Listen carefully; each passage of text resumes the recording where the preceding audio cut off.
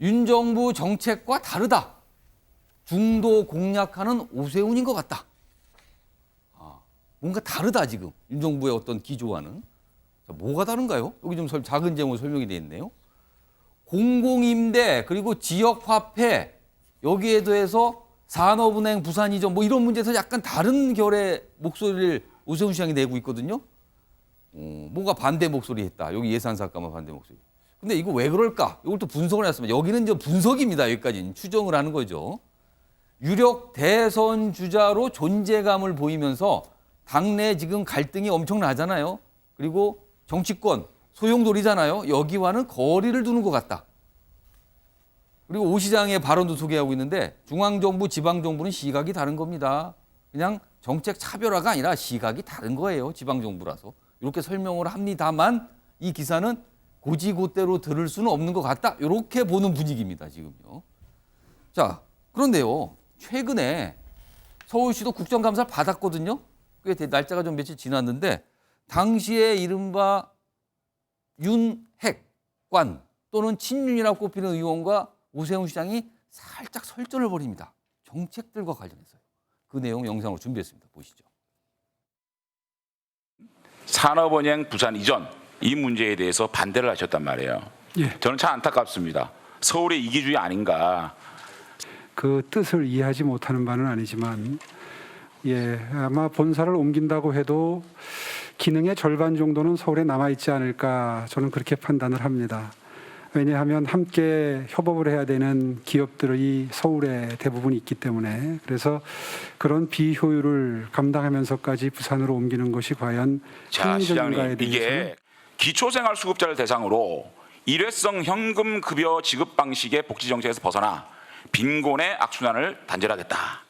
근데 안심소득은 일정 기준을 충족하지 못하면 누구나 현금 복지를 강화하는, 어떻게 보면 현금 복지를 강화하는 제도를 지금 주창하고 계신단 말이죠.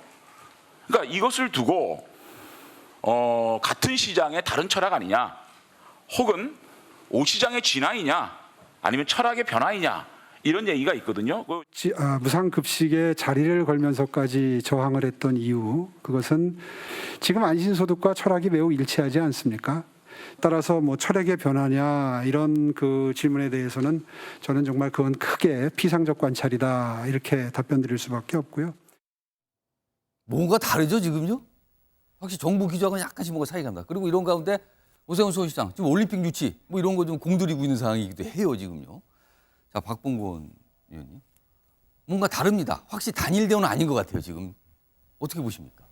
저는 여기에 두 가지 관점이 한꺼번에 섞였다고 생각하는데요. 예. 일단은 그 오세훈 시장이 잠재 유력 대선 주자 아니겠습니까? 그렇습니다. 국민의힘에서. 예. 그래서 그 경쟁자들의 견제가 있고 또 하나 관점은 오세훈 시장의 거리두기가 있는데 일단 장제원 의원 같은 경우도 지금 안심소득 갖고서 예. 10일 삼았고 뭐 생각이 달라진 겁니까? 이렇게 물어봐요. 그렇죠. 예. 그리고 또 하나는 원희룡 장관도 그 반지하 주택 폐지 관련해서 10일 삼았거든요. 예. 이 반지하를 폐쇄하면은 그 반지하에 살던 사람들 어디로 가야 되느냐? 당장 어떡하란 말이냐? 그렇죠. 예. 그걸 물었었는데 거기에 대한 대책도 있다라고 뭐 반박을 했습니다만은 견제 차원이 있고 그리고 기본적으로 중앙 정부와 지방 정부의 시각차는 존재할 수밖에 없죠. 예. 그 산업은행 부산 이전 같은 경우는 그 동부가 금융허브로 서울을 만드는 그 정책에 어떻게 보면 예. 배치되지만은 어떤 대통령의 국정 공약으로서 예. 그 지역 균형 발전 차원에서 옮기는 거기 때문에 거기에 대해서 서울시가 우리 관할에 있는 국제기관을 부산을 뺀다고 했을 때 서울시장이 덜컥 이거를 반기고 찬성하기 쉽지가 않은 거죠. 지방 정부 수장 입장이 있는 거다. 그거는. 그렇죠. 그리고 공공임대주택 이번에 예산안 관련해서 조금 예. 저기 결이 다른 이야기했는데 가장 큰 거는 지역화폐 예산을 다 삭감했는데 그거를 반대했단 말이에요. 이건 어떻게 보면 이재명 민주당 대표의 핵심적인 예. 정책인데 그거를 오세훈 시장이 지지를 했다는 거. 어떻게 보면 저는 뭐 괜찮습니다. 차별화가 하면은 뭐 나쁜 게 아니죠. 뭐 이견이 예. 있을 수 있는 거죠. 국민의힘이랑 다 똑같은 의견을 예. 갖고서 이야기하는 건 아니니까.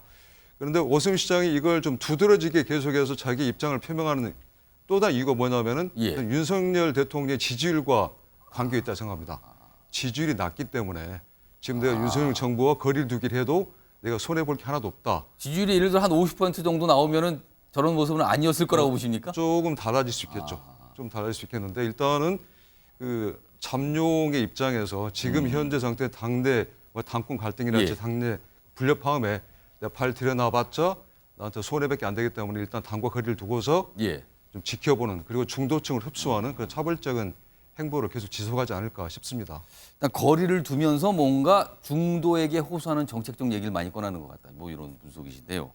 김관옥 소장님. 네. 차기 대선 주자로 꼽히는 분입니다. 국민의힘 내에서. 그것도 상당히 많은 분이 거론하는 이름 중에 하나예요.